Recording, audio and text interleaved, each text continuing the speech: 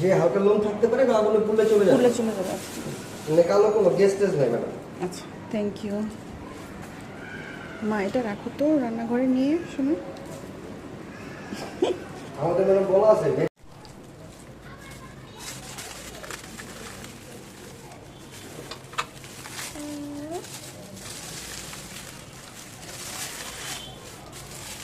যে হাঁসের প্রবৃত্ত কি হাঁস ঘুমায় রয়েছে? হাঁসের প্রবৃত্ত কি হাঁস যে ঘুমায় রয়েছে?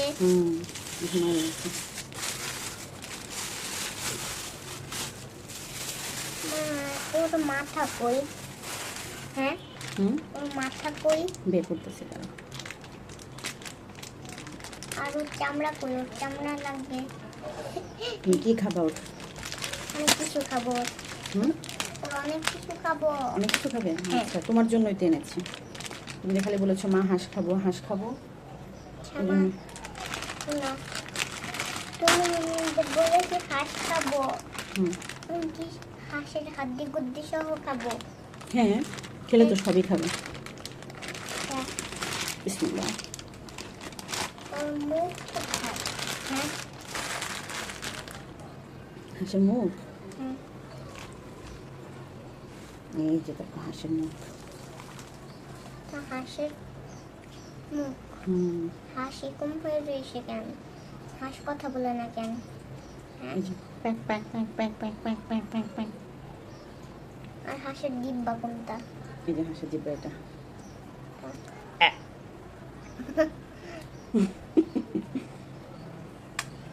এখন সাফরিন, এত বড় হাঁসটা আমি কিভাবে কাটবো বলো তো?